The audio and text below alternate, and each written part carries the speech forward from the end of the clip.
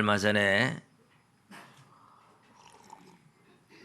외국인들한테 물어봤습니다. 베트남 사람한테, 태국 사람한테, 네팔 사람한테 이야기할 기회가 있어서 제가 한국말을 조금씩 할 줄 알아요. 그래서 제가 한이 무엇인지 아느냐? 그러니까 한이 무엇인지 몰라요. 한국어 토익 우리 미국 가면 영어 토익 시험 치듯이 한국어 능력 검정 시험인가 이런 거 2급 과정, 3급 과정 전부 다 따고 말도 꽤 잘하는데 한에 대해서 물어보니까 몰라요. 이 화병, 한 이런 건 우리 대한민국의 특별한 정서 같아요. 물론 네팔이나 태국이나 이런 나라들도 전쟁을 많이 경험한 나라고, 특별히 베트남 같은 경우는 한이 쌓일 만큼 힘든 시기들을 많이 보낸 나라이긴 한데, 우리나라처럼 이렇게 민족적으로 많은 전쟁과 고난과 슬픔을 당한 건 적은 것 같아요. 그래서 한이라든지 탄식이라든지 이런 말들을 말들이 있겠지만 한 이러면 잘 모르더라고요. 우리나라 이 민족 정서가 이제 한많은 민족이라서 전쟁을 통해서 이별의 아픔도 너무너무 많이 경험했고, 그래서 한 맺힌 사람들이 너무 많아요. 그래서 민족 집단 정서가 됐어요.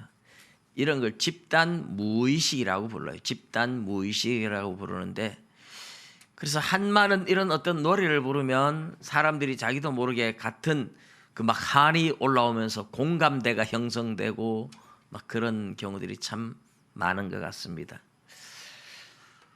우리 예수님께서 탄식하는 이야기가 오늘 본문에 나오는데, 예수님께서 듣지 못하고 말하지 못하는 그 사람을 고쳐줄 때 하늘을 우러러 탄식했다. 우리 주님도 뭔가 전능하신 하나님인데 우리 인간을 보면서 탄식할 일이 있으셨다. 그런 이야기죠. 오늘 우리가 읽은 본문의 내용을 보면 예수님이 다시 두로 지방에서 나와 시돈을 지나고 데가볼리 지방을 통과하여 갈릴리 호수에 이르심에 31절에 이제 그래요. 이 두로에 가서 한 일이 무엇이었습니까? 수로 시리아 지역 페니키아 족속인 가나안 여인, 딸이 흉악한 더러운 귀신 들렸다고 예수님께 나와서 고쳐달라고 호소를 했고, 예수님은 고쳐주셨어요. 그런데 그 딸에게 가지도 않고 말 한마디 딸에게 한 적도 없고 보지도 않았는데, 이 여인의 믿음의 고백을 들으시면서 이 말을 하였으니 돌아가라. 너의 딸에게서 더러운 귀신이 나왔다. 마태복음 15장대로 하면 여자여 내 믿음이 크도다. 내 소원대로 되리라. 여자를 보고 그렇게 얘기했는데 이 여인의 집에 있는 딸이 고쳐졌어요. 귀신이 나갔어요. 어떻게 이런 일이 가능할까? 예수님이 전능하신 하나님이 아니라면 있을 수 없는 일이죠. 예수님을 하나님의 아들이라고 할 때 하나님의 아들은 하나님이죠. 사람의 아들이 사람이고 호랑이의 아들은 호랑이고 소의 아들은 소가 되고, 이렇듯이 하나님의 아들 그러면 하나님이라는 뜻이에요. 근데 이제 사람들이 예수님을 역사 속에서 사람으로 태어났기 때문에 하나님이 아니다 이런 식으로 이야기를 하는 이단들이 많이 생겼어요. 지금 여호와의 증인 같은 사람들이 그런 이단 중에 하나입니다. 근데 요한계시록을 보면 4장에 하나님을 향하여 천사들이 찬양하고 그 보좌를 둘러 있는 24 장로들이 하나님을 향하여 찬양을 하는데 5장에 가면 하나님의 오른손에 있던 책을 어린 양 예수님이 받아가지고 그 책을 받아서 두루마리를 받아서 7인을 때리고 할 때에 하나님 보좌 옆에 있는 어린 양을 향해서 예수님을 향해서 그 24장로와 천군 천사가 찬양을 해요. 하나님을 찬양하던 천사와 사람들이 하나님을 앞에 놔두고 다른 대상을 찬양할 수 있어요? 불가능합니다. 하나님은 나는 내 찬송을 다른 이에게 빼앗기지 않겠다 그랬어요. 우상에게 빼앗기지 않겠다. 하나님을 찬양하는 천군 천사와 만물들 인생들이 하나님을 앞에 두고 하나님 아닌 다른 어떤 대상을 찬양할 수 없다는 뜻입니다. 그런데 하나님을 찬양하고 바로 옆에 예수님을 향해 똑같이 동일한 찬양을 한다는 것은 성부 하나님과 성자 예수님이 동일하게 찬송과 영광을 받으실 하나님이라는 뚜렷한 증거인 줄 믿으시기 바랍니다. 예, 우리 그런 예수님이 이제 그렇게 하나님의 아들로 세상에 오셨죠. 그래서 사마리아 지방을 통과하고 갈릴리 지방에 계시던 예수님이 저 북쪽 두로 지방에 가서 가나안 여인의 딸을 고쳐주셨는데 우리 지난주에 본 내용입니다. 그런데 예수님이 그 다음에 하는 행적이 오늘 본문에 나왔어요. 제가 이런 것을 지도로 여러분들한테 좀 보여드렸으면 좋은데 여러분 뭐 요즘은 성경에도 지도가 많고 인터넷도 지도가 많으니까 나중에 지도를 검색해서 신약시대 이스라엘 지도 이런 거 검색해서 보면 두로 지방에서 시돈 지방은 더 북쪽에 있다는 것을 알게 돼요. 더 북쪽에 있는 시돈으로 갔다가 그 다음에 거기서 예수님이 동쪽으로 빙 둘러서 헤르몬산 저 밑에 쪽으로 해서 갈릴리 바다 저 위쪽으로 동쪽으로 그래서 데가볼리 지역을 통과하여 갈릴리 호수에 이르렀다. 오늘 우리가 읽은 31절에 나오는 내용입니다. 그리고 이제 갈릴리 호수가에서 사람들이 귀먹고 말 더듬는 자를 데리고 와서 안수해 주시기를 원하는데 예수님이 고쳐주는 방법이 좀 특이하죠. 평소에는 죽은 사람도 명령 하나로 말도 못 듣는 죽은 사람도 명령 하나로 살리잖아요.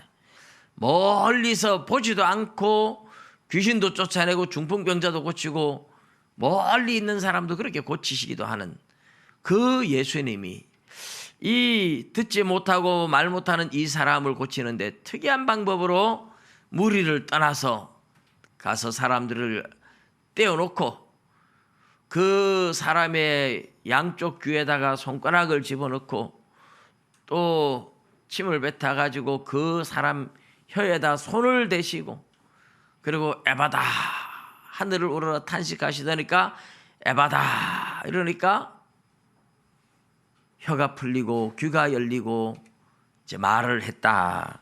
그게 오늘 우리가 읽은 말씀입니다.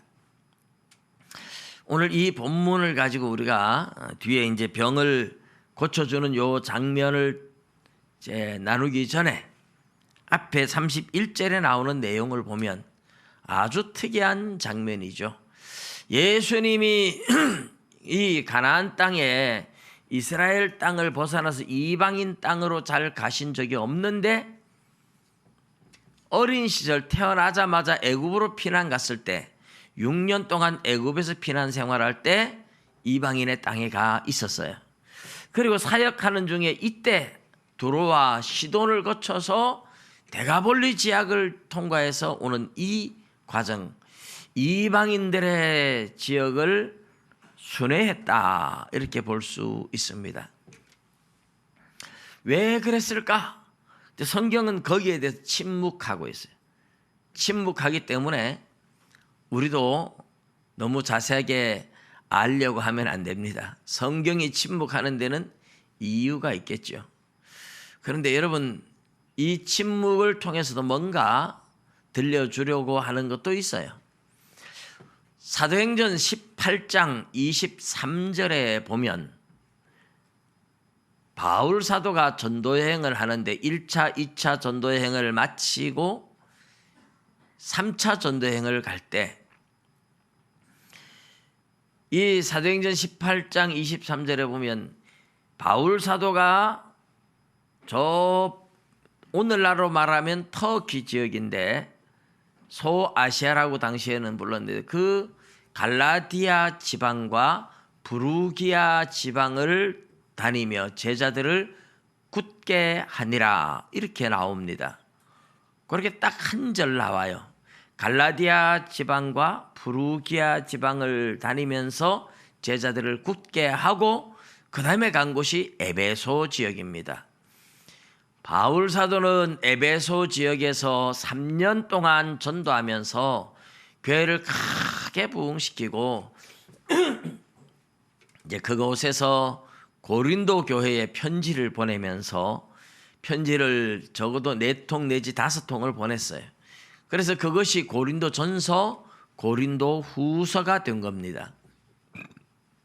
그렇게 에베소 지역의 사역이 많이 나오고 있고 거기서 다시 빌립보로 갔다가 고린도까지 갔다가 다시 돌아와서 예루살렘에 와서 헌금을 전달하고 유대인들한테 잡혔다가 죄수의 신분으로 로마까지 가서 복음을 전하다 순교하는 이것이 바울의 3차 전도여행과 4차 전도여행인데 3차 전도여행에 실제로는 갈라디아 지방과 부르기아 지방을 다니며 제자들을 굳게 하는 이 과정이 상당히 긴 시간이었을 것이다.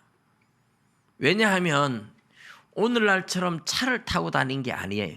비행기도 없고 차도 없고 걸어 다니던 시절이고 좀 빨리 간다면 말을 타고 갔을 것이고 그런데 그렇다고 말을 타고 계속 다닌 것도 아닐 거고 전도 여행을 하면서 갈라디아 지역과 부르기아 지역을 다닌다는 것은 터키 동북부 지역인데 상당히 넓은 지역입니다. 한 절밖에 딱 언급하지 않고 사역을 침묵해 놓았는데 갈라디아서를 우리가 편지를 읽다 보면 바울 사도가 갈라디아 지역에서 전도를 할 때 그들에게 정말 열정적으로 전도했다는 것을 느낄 수가 있어요. 너희가 복음을 듣고 믿을 때에 성령으로 시작해놓고 이제 육체로 마치려고 하느냐? 그리고 너희가 성령을 받을 때에 듣고 믿어서 성령을 받았느냐? 할례 때문에 성령 받았느냐? 이러면서 그들이 바울 사도가 전하는 복음을 듣고 믿고 성령 받고 뜨겁게 열정적으로 하나님 앞에 예배드리며 은혜 받았던 그 기억들을 되살리고 있는 모습을 보면 바울 사도는 갈라디아 지역에서 부르기아 지역에서 제자들을 굳게 하며 전도하며 교회들을 많이 세웠다는 것을 충분히 느낄 수가 있어요. 그런데 그 많은 지역의 내용들을 다 생략하고 에베소 전도에 대해서 굉장히 많은 지면을 할애하고 있는 거죠. 성경은 모든 것을 다 기록하지 않아요. 바울 사도의 전도 여정에서도 꼭 필요하고 뭔가 샘플이 되고 이런 것들만 이야기하는 거죠.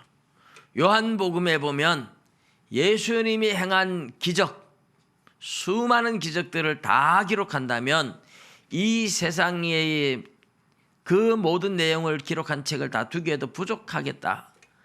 그런데 그 많은 내용들 중에 뽑아서 이런 거 옛날에 또 뽑기라고 있었는데 또 뽑기 이래 뽑아서 예수가 하나님의 아들이심을 믿고 그 이름을 힘입어 생명을 얻게 하려고 이것만 기록한다 하는 게 7가지 표적 사건이었어요. 예수님의 많은 기적들이 있는데 7개의 표적을 특별히 엄선해서 뽑아서 예수가 누구냐 하는 것을 알려주기 위해서 기록했다는 말이죠. 사도 요한이. 이런 것을 보면 성경은 정말 많은 것들은 침묵을 하지만 우리가 예수님 믿고 구원 얻게 하기 위해서 필요한 것들을 뽑는다는 뜻입니다. 사도 바울의 전도의 행도, 그래서 많은 내용들이 숨겨져 있어요. 골로새서 같은 걸 보면 그런 내용들이 좀 들어있고, 디도서 같은 걸 보면 특별히 디도를 데리고 바울 사도가 그레데 섬이라고 말하는데 크레타 섬, 이 크레타 섬에 가서 전도하다가 디도를 남겨두고 혼자 돌아왔던 이런 이야기를 남겨두고 있어요. 근데 사도행전에 보면 바울 사도가 그레데 섬에 가서 전도한 내용이 전혀 없습니다.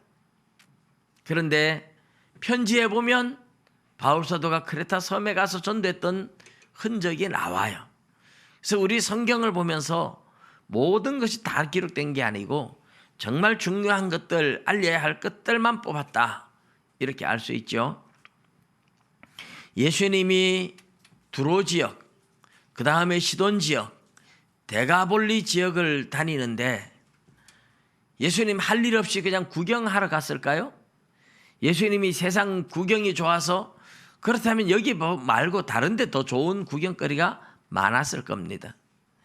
이 이방인 땅으로 다니면서 복음을 전하고 위로하고 격려하고 병을 고치고 뭔가는 했을 거예요. 우리 마가복음을 보면서 앞에 마가복음 3장 8절에 보면 이미 갈릴리 바다 근처에서 예수님 사역할 때 이 두로 지역, 그리고 시돈 지역, 이두메 지역, 이두메는 에돔 땅을 말합니다. 이두메 지역, 그리고 요단강 건너, 이 요단강 건너는 오늘 본문에 나오는 데가볼리 지역을 말합니다. 이 데가볼리 지역, 요단강 건너 저 북쪽에서 남쪽까지, 그리고 이 두로와 시돈 저 북쪽까지, 수리아 지역까지 사방에서 예수님의 소문을 듣고 예수님께 나왔다고 기록을 했어요. 그러니까 이미 데가볼리 지역에도 두로와 시돈 지역에도 많은 지역에 예수님을 믿는 사람들이나 또 예수님한테 와서 병고침을 받은 사람들이 있었다는 뜻이죠. 그럼에도 불구하고 거기에 대해서 언급하지 않는데 예수님이 그 지역을 한번 순회했다, 그 지역을 한번 다녔다, 그 이야기를 하는 겁니다. 왜 그럴까요? 예수님께서 그들의 믿음을 도와주기 위해서 분명히 그 지역을 순회했다, 이렇게 볼 수 있습니다. 그럼에도 불구하고 예수님의 사역을, 거기에 대해서 했던 공적인 사역을 하나도 말하지 않아요. 이것은 예수님의 사역은 어디까지나 예루살렘과 유대와 사마리아, 이스라엘 땅 안에서 예수님의 사역이 이루어지고 이방인들에게로 사역이 넓혀지는 것은 제자들의 몫이고 제자들을 통해서 하실 것을 성경에 말하기 때문에 예수님이 이방인들을 위해서 복음을 전하고 기초를 쌓아 놓았다 할지라도 그것은 성경이 의도적으로 침묵하는 것이다, 이렇게 볼 수 있어요. 여러분, 다윗이 성전을 건축했는데 성전 건축하기 위해서 많은 나무와 제목과 금과 은과 동과 제목들 이런 거 준비 많이 했어요. 그런데 하나님은 솔로몬을 통해서 성전을 짓겠다 그랬잖아요. 그래서 솔로몬이 성전 짓는 이야기가 나오지 다윗이 그것을 위해서 얼마나 준비했는지 이런 것에 대한 언급은 거의 없잖아요. 역대상에 가면 지도를 그리게 했고 이런 거 준비했다 하는 이야기 조금 나오지만 다윗이 사실은 성전 건축을 위해서 설계도부터 시작해서 모든 걸 준비해도 다윗의 준비사항은 침묵하고 솔로몬을 통해서 성전이 지어졌다, 그렇게 이야기를 하는 겁니다. 이것은 성전 건축은 솔로몬의 몫이니까 다윗의 이야기를 의도적으로 성경이 숨깁니다. 이방 지역에 복음을 전하는 일은 제자들의 몫이기 때문에 예수님이 이방 지역을 다녔지만 그리고 거기에 가서 사람들을 고치고 복음을 전하고 했을지라도 성경은 의도적으로 예수님이 이방 지역에 가서 했던 사역들은 숨겨놓고 있다, 침묵을 하고 있다, 그런 뜻입니다. 이런 면에서 하나님은 다 사람들한테 각자의 몫의 사명을 주었어요. 너는 이방인들을 위해서, 베드로 너는 유대인들을 위해서, 바울 너는 이방인들을 위해서, 뭐 다 이렇게 사역에 각자 자기 몫이 있어요. 내 몫에 충성을 다하면 됩니다. 다른 사람이 뭐 잘했고 다른 사람이 많은 걸 했고 이런 것 때문에 시기하거나 질투하거나 부러워하거나 할 필요 없고, 나는 내 몫에 태인 것만 하라면 돼요. 하나님은 그걸 기뻐하시는 거죠. 우리 예수님께서 그렇게 멀리 둘렀는데 이 시돈 땅으로, 두로에서 시돈 땅으로 올라가다 보면 엘리야가 3년 반 가뭄이 들었을 때에 먹고 지냈던 사르밧 과부의 고향인 사르밧 땅을 통과해야 됩니다. 엘리야 때부터 그 지역에 어떤 하나님의 사랑의 은총이 임했던 것 같아요. 예수님도 그 지역을 돌면서 뭔가 그 지역에 어떤 일을 하셨겠죠. 그 다음에 데가볼리는, 이 요단강 동쪽 데가볼리 지역은 우리가 이 마가복음 5장에서 군대 귀신을 쫓아낸 지역입니다. 바다를 건너가서 거라사인의 땅에서 군대 귀신 들린 사람을 예수님이 고쳐주시고 군대 귀신을 쫓아냈어요. 마태복음 8장에서는 그 지역을 가다라 지역이라고 부르고, 이 마가복음 5장에서는 거라사인의 땅이라고 불러요. 근데 귀신 쫓아내주니까 그 사람이 예수님이 배 타고 다시 돌아오려고 할 때에 나도 예수님 따라가겠다고 예수님을 따라 나오니까 예수님이 거절을 하죠. 너는 따라오지 마라. 가서, 너는 너의 집에 가서, 너희 동네의 고향에 가서 하나님이 너를 어떻게 사랑하셨는지, 너에게 어떻게 큰 일을 행하셨는지 사람들한테 전하라. 그렇게 해서 그 귀신 들렸다가 고침받은 사람이 가가지고 하나님의 일을 전하는데 5장 20절에 뭐라고 했느냐 하면 데가볼리 지역에 가서 전했다, 이 이야기를 해요. 그러니까 이 거라사인 땅, 가다라 지방의 땅, 이 땅을 마가복음 5장 20절은 데가볼리라고 이렇게 불렀어요. 이 데가볼리는 그래서 당시에 헬라인이라고 말하는 이방인들이 살았는데 헬라어를 써서 헬라인이라고 불렀지 그냥 이방인들입니다. 근데 이 이방인들이 사는 10개의 도시, 10개의 성읍으로 이루어진 넓은 지역을 데가볼리 지역이라고 불렀습니다. 이 10개의 도시 성읍으로 이루어진 데가볼리 지역 안에 가다라 지역, 또 거라사인 부족이 사는 거라사인 땅, 여기에 가서 예수님이 고쳐주었죠. 그래서 데가볼리를 통과했다는 말은 이 지역을 다 예수님이 돌아왔다는 뜻이고, 이 지역에도 무엇인가 예수님께서 하실 일이 있었다. 지금 이 데가볼리 지역을 통과해서 갈릴리 호수에 왔다는 것은 정확하게 여기가 군대 귀신 들린 사람을 고쳐주었던 장소라고 생각하면 됩니다. 사실 정확하게 그 자리인지 아닌지는 우리가 알 수는 없지만 성경의 문맥상 예수님은 거기에 와서 군대 귀신 쫓아내 주셨던 바로 그 지역에 와서 듣지 못하고 말하지 못하는 한 사람을 고쳐주고 있다, 이렇게 말할 수 있어요. 그 군대 귀신 들렸던 사람이 고침받고 나서 예수님 따라 나오려고 할 때 예수님이 거절을 하면서 가서 복음을 전하라고 했잖아요. 그런데 그 사람은 그 거라사 지역의 사람들이 군대 귀신 쫓아내고 돼지가 갈릴리 바다에 몰사한 걸 보며 예수님을 배척했던 사람들이에요. 예수님을 배척했던 그 사람들이 결국은 이 한 사람이 가서 복음 전하는데 이 사람 때문에 예수님을 믿고 많은 사람들이 예수님께 돌아왔다, 이렇게 볼 수 있는 겁니다. 그래서 예수님이 그 지역을 통과해 왔는데 사람들이 예수님께 몰려온 거예요. 몰려오면서 듣지 못하고 말하지 못하는 한 사람을 사람들이 데리고 온 겁니다. 그리고 예수님을 배척하던 그 사람들이 이제는 예수님이 안수해서 고쳐달라고 그렇게 예수님한테 간청을 합니다. 참 놀라운 사건이 벌어졌죠. 예수님은 가서 한 사람 전도해 놓고 나왔는데 세월이 흐르고 나니까 씨앗 하나 뿌려놓은 그 자리에 많은 열매가 맺혔다. 그런 뜻입니다. 근데 예수님께서 사람들이 데리고 온 이 사람을 안수해서 고쳐주는 게 아니고 이 사람을 따로 데리고 무리를 떠나서 다른 곳으로 갑니다. 무리들에게 너희들은 여기 있어라. 그리고 그 사람을 데리고 갔어요.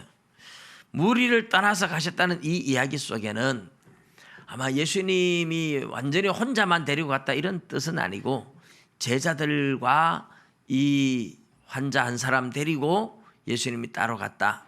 그러나 무리들은 따라오지 못하게 했다. 이렇게 이제 볼 수 있습니다.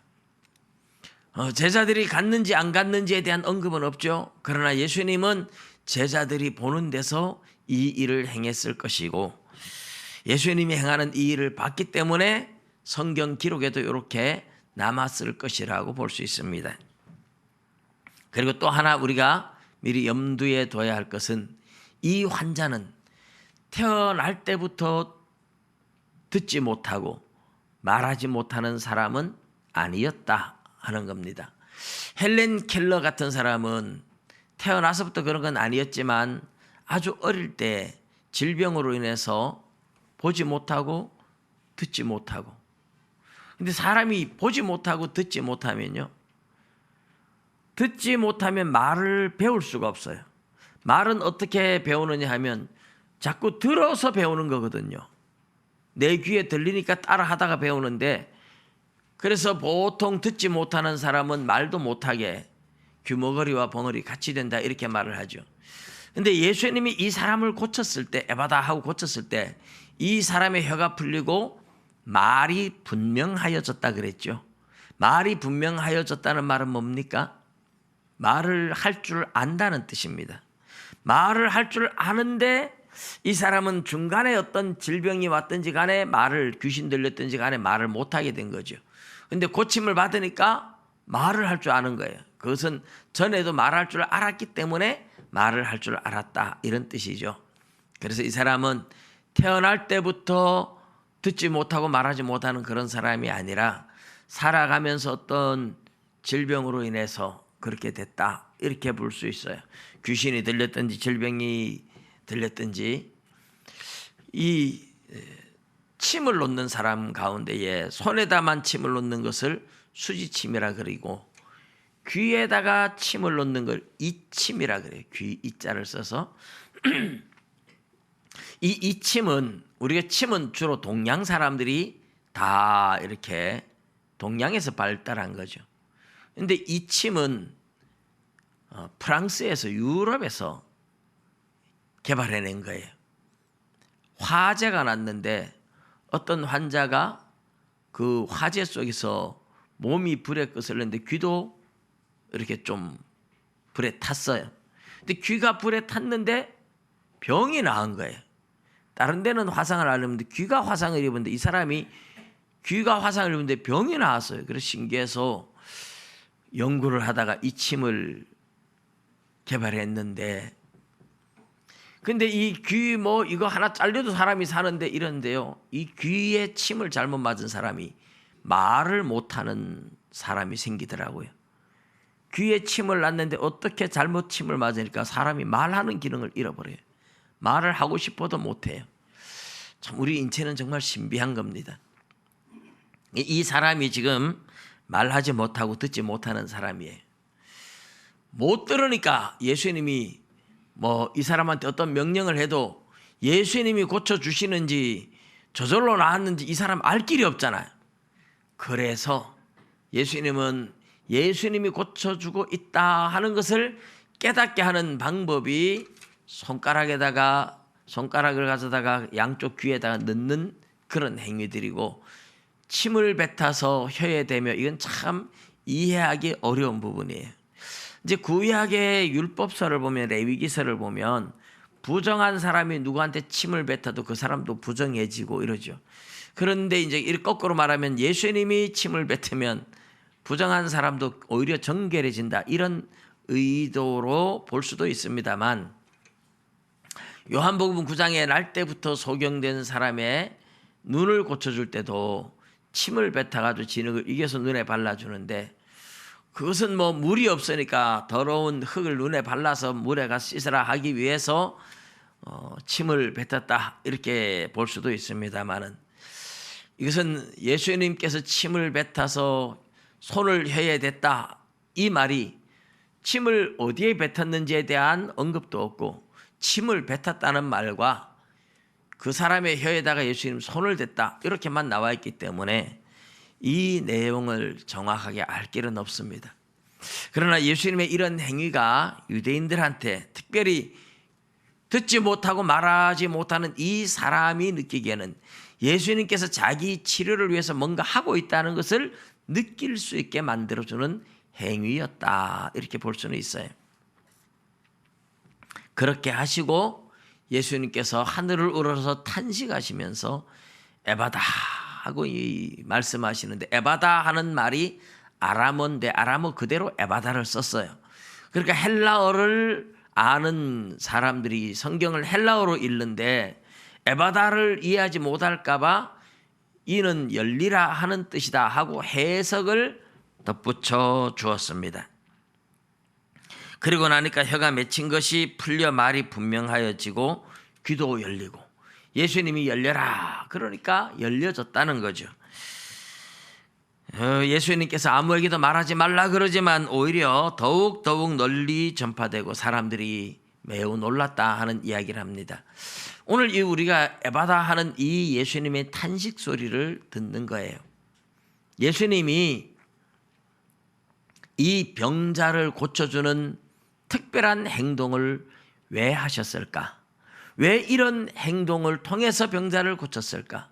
예수님은 그냥 안수해서도 고칠 수 있고 말씀으로 명령해서도 고칠 수 있는데, 굳이 무리를 떠나서 이 사람을 데리고 제자들과 함께 가서 이렇게 손가락을 양쪽 귀에 넣고 침을 뱉고 손을 혀에 대면서 하늘을 우러러 탄식하시면서 에바다 하시고서 고쳐줘야 하는 이유가 뭐냐 하는 것이 오늘 우리가 이 본문을 통해서 배워야 할 가장 중요한 내용입니다. 오늘 우리가 7장 마지막을 보지만 8장에 가면 예수님이 또 특이한 행동을 통해서 병을 고치는 장면이 또 한 번 나옵니다. 소경에 눈을 뜨게 하는데 보지 못하는 사람을 데리고 예수님 또 따로 한적한 곳으로 또 가요. 그리고 안수를 해줘요. 그리고 무엇이 보이느냐 하니까 보기는 보는데 사람들이 보입니다. 나무 같은 것들이 걸어 다닙니다. 이렇게 얘기를 해요. 그 사람은 나무 같은 것들이 걸어 다닌다. 이 말은 사람과 나무 이런 걸 원래부터 봤던 사람이라는 뜻이죠. 이 사람도 중간에 환자가 됐다는 뜻입니다. 근데 예수님이 그 사람이 제대로 못 보니까 한 번 더 안수해서 고쳐줘요. 그때 이제 눈이 확실히 열려서 제대로 보았다 그래요. 7장에 8장에 이 앞뒤에 환자를 고치는 특별한 행동을 하는 이 사건들은 예수님께서 이런 사건을 통해서 뭔가 말씀하고 싶고, 사실은 우리가 성경을 볼 때 이런 것은 구조적으로 문맥적으로 보면 그 중간에 칠병이어의 기적, 그리고 바리새인과 사두개인들 헤롯의 누룩을 주의하라 하는 이 사건을 통해서 예수님께서 말씀하고 싶은 진짜 핵심들은 들어있는데, 우리가 그 긴 본문을 같이 볼 수 없어서 이 본문만 보는 겁니다. 뒤에 가면서 그 이야기를 나누겠습니다마는 이 환자를 고쳐주는 예수님의 이 행위, 하늘을 우러러 탄식하시는 이 행위를 통해서 이 환자를 고치는 건 문제가 아니에요. 이 듣지 못하고 말하지 못하는 사람을 고치는 건 예수님이 그냥 명령 한마디로 고칠 수도 있었고 안수해서 고칠 수도 있었지만, 의도적으로 예수님은 이렇게 시간을 지체하면서 탄식하면서 고치는 거죠. 왜요? 이것은 제자들을 향한 탄식입니다. 제자들을 향한 책망입니다. 예수님의 제자들, 이 제자들은 3년 동안 예수님을 따라다니면서 수없이 많은 기적을 보았습니다. 예수님의 말씀을 들었습니다. 수많은 기적들을 경험했습니다. 수많은 기적들을 경험하고 하나님 나라에 대한 이야기를 듣고 보고 체험하고 경험하고 그렇게 많은 삶을 주님과 함께 더불어 누렸는데도 불구하고 제대로 믿음이 열려지질 않은 거예요. 제대로 귀가 열려지질 않고 제대로 눈이 열려지지 않고 또 의심하고 예수님이 누구인지도 제대로 못 알아보는 거예요. 예수님의 말씀을 그렇게 들었으면 알 텐데, 예수님의 기적을 그렇게 봤으면 눈이 열려져도 벌써 열려져야 되는데, 귀가 열려져도 벌써 열려져야 되는데 제자들의 귀가 제대로 열려지질 않았어요. 제자들의 눈이 제대로 열려지질 않았어요. 그렇게 많은 하늘의 음성을 들었음에도 불구하고 깨닫지 못하고, 그렇게 많은 하나님의 역사를 보면서도 제대로 깨닫지 못하는 제자들의 영적 우둔함, 제자들의 영적 우둔함을 주님은 이런 방식으로 책망하고 계신 겁니다. 너희들 왜 제대로 깨닫지 못하느냐? 얼마나 그동안 많이 봤느냐? 얼마나 그동안 많이 들었느냐? 내가 수없이 보고 듣고 맛보고 그렇게 내가 경험시켰는데 왜 모르느냐? 주님은 제자들을 향한 탄식을 이 환자를 통해서 간접적으로 꾸짖고 있는 거예요. 간접적으로 이 환자의 상태를 보며 탄식하는 것이지만 사실은 제자들을 보며 탄식하고 계신 겁니다. 그렇게 많은 경험을 했는데, 그렇게 많이 듣고 보고 맛보고 즐기고 다 했는데 너희들은 왜 아직도 열려지지 않느냐? 그렇게 탄식하신 제자들을 향한 주님의 책망인 셈이죠. 여러분, 저와 여러분도 이 제자들과 동일하게 주님의 탄식 소리가 우리한테 들려올 겁니다. 수없이 예배를 드렸고 수없이 기도하고 찬송하고 예배를 드리고 성경을 배우고 했는데 여전히 우리의 귀가 제대로 열려지지 않고 우리의 눈이 제대로 열려지지 않았으면 주님은 저와 여러분을 보면서 지금도 여전히 탄식하실 겁니다. 우리를 향하여 주님께서 에바다 하시듯이 우리를 보며 탄식하며 주님이 열려라 하듯이 우리를 향하여 지금도 안타까워하실 주님을 생각해 봅시다. 왜 우리가 열려지지 않을까요? 아니, 제자들은 왜 열려지지 않았을까요? 제자들이 제대로 주님을 보고 듣고 그렇게 경험하고 체험했는데 그들의 눈이 열려지지 않은, 그들의 귀가 열려지지 않는 이유가 뭘까요? 그들의 마음에 들어있는 잘못된 고정관념, 그들의 마음에 들어있는 잘못된 편견, 그들의 마음에 들어있는 욕심들, 그들의 마음에 들어있는 잘못된 목적의식이 제대로 눈을 열지 못하게 만든 겁니다. 예수님을 따라 나온 제자들의 목적이 어디 있을까요?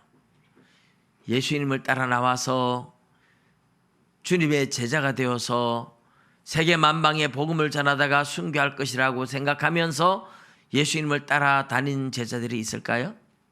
그렇지 못합니다.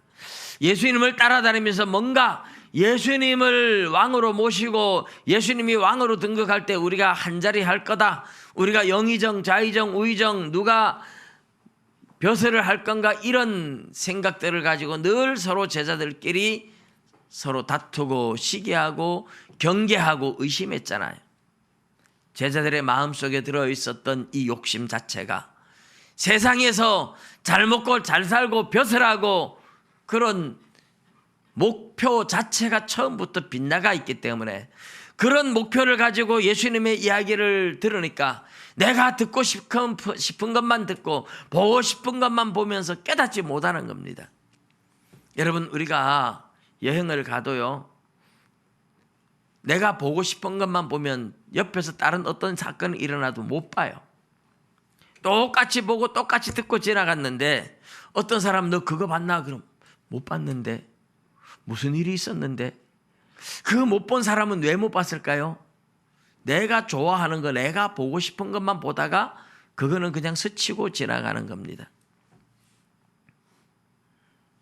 실질적으로 여행을 가가지고 어떤 사람은 아주 경치를 좋아하니까 경치 보는데 한눈 팔고, 어떤 사람은 쇼하는데 쇼를 좋아하니까 그것만 마음 팔리고, 어떤 사람은 백화점에 화려한 옷 같은 거 보는데 그 옷에 마음 팔리고, 이러면요, 어떤 사람은 지나가면서 백화점을 가서 옷만 보다가 다른 건 관심 없이 지나갈 수 있고, 어떤 사람은 옷에 별로 관심 없고 신발에만 관심 있는 사람은 신발만 자세히 보다가 지나갈 수 있고, 근데 다 지나가고 나서 자기가 좋아하는 거 보고 신기한 거 보고, 야, 그 옷 정말 멋있던데, 무슨 옷 나는 못 봤는데, 자기 보고 싶은 거를 본 거예요. 어떤 사람은 야, 그 신발 진짜 좋더라, 무슨 신발 나 못 봤는데, 보기는 다 봤어요. 근데 내가 보고 싶은 것만 봤고 듣고 싶은 것만 들었기 때문에 다른 사람이 본 걸 나는 못 본 거죠.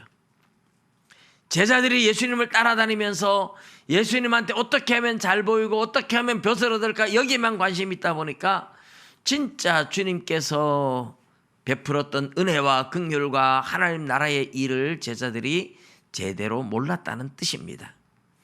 여러분, 저와 여러분도 똑같습니다. 교회에 아무리 오래 다녀도 교회에 다니는 목적이 나는 돈을 많이 버는 것이 목적이다 이러면, 돈에만 관심 있다 보면 진짜 천국에 대한 소식, 진짜 죄사함에 대한 소식, 진짜 복음에 대한 이야기를 제대로 듣지 못하고 다 지나갑니다. 그런 사람들은 어떻게 하면 복을 받는다 이런 설교하면 귀가 쫑긋해서 잘 듣는데, 죄사함에 대해서 이야기하고 하나님과의 관계에 대해서 이야기하고 이런 거는 다 관심 없이 그냥 지나갑니다. 돈 이야기만 나오면 갑자기 눈이 반짝반짝 빛이 나는 거예요. 병고침 이런 얘기만 하면 거기에 또 반짝반짝하고 아멘 아멘 하는데, 복음을 이야기할 땐 전혀 못 들을 수 있습니다. 여러분, 교회 다니면서 복음을 들을 때에 하나님의 말씀 하나라도 놓치지 않으려고 정말 정신이 집중해서 말씀에 집중해서 듣는 사람들이 돼야 되는데, 내가 듣고 싶은 것만 들으면 10년, 20년, 30년, 40년, 50년 교회를 다녀도 신앙이 자라질 않아요. 믿음이 자라질 않아요. 여전히 신앙은 제자들의 모습처럼 열려지지 않아요. 그래서 주님께서 탄식하면서 에바다 해야만 열려지는, 주님의 탄식 소리를 들을 수밖에 없는 많은 성도들이 그렇습니다. 열려지질 않아요. 교회에 그렇게 오랫동안 다니면서도 귀가 열려지지 않고 믿음의 눈이 열려지질 않아요. 왜? 내 욕심 때문에 복음이 들어오지 못해서 그렇습니다. 내 욕심 때문에 내가 듣고 싶은 것만 듣고 보고 싶은 것만 봤기 때문에 그렇습니다. 제자들의 상태가 그랬다는 거예요. 우리 주님께서 그런 제자들을 보면서 탄식하고 계시잖아요. 여러분, 우리가 지금 욕심을 가지고 하나님 앞에 나와 있으면 우리는 내가 듣고 싶은 것만 듣고 보고 싶은 것만 봅니다. 진짜 복음이 귀에 들려오질 않아요. 제가 성경에 대해서 아무리 이렇게 하나하나 자세하게 설명하고 들려주고 해도 한쪽 귀로 듣고 한쪽 귀로 새어나가지 마음에 와서 쌓이질 않습니다. 믿음의 눈이 열려지질 않습니다. 여러분, 하나님의 말씀을 들을 때는 우리 세상에 대한 미련과 야망과 욕심과 자존심과 모든 것을 내려놓으셔야 들려지는 줄 믿으시기 바랍니다. 그런 걸 다 내려놔야 내 귀가 열려지고 내 눈이 열려집니다.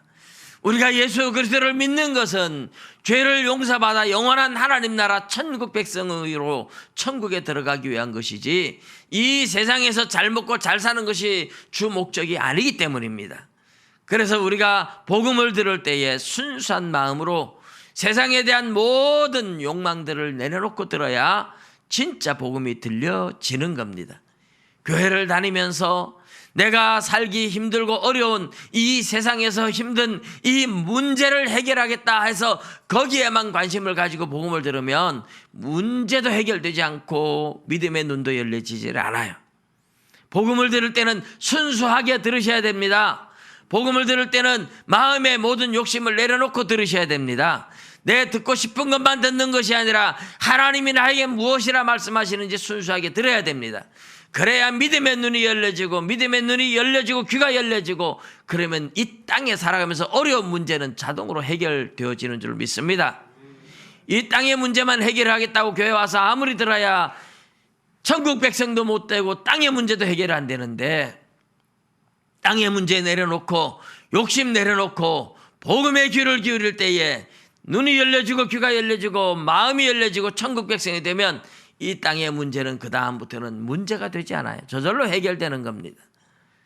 여러분 마음속에 들어있는 어떤 욕심이나 야망이나 인간적인 생각들을 다 내려놔야 순수한 어린아이 같은 마음으로 복음을 들을 때 눈과 귀가 열려지고 하늘나라가 열려지는 줄 믿으시기 바랍니다. 여러분 열려지지 않은 사람은 지금도 주님께서는 저와 여러분을 보면서 탄식하고 계실 겁니다. 에바다 에바다 탄식하면서 주님께서 우리를 향하여 말씀하시지만 여전히 내려놓지 못한 사람들은 눈과 귀가 열려지지 않을 겁니다. 눈과 귀가 열려지지 않으면 세상의 문제도 해결되지 않습니다. 눈과 귀가 열려진 사람만이 세상의 문제가 더 이상 문제가 되지 않고 해결되어질 줄로 믿습니다. 순수하게 하나님의 말씀에 귀를 기울이고 하나님의 은혜를 사모하고 하늘 문이 열려지는 축복을 누릴 수 있기를 주님의 이름으로 축복합니다. 기도드리겠습니다.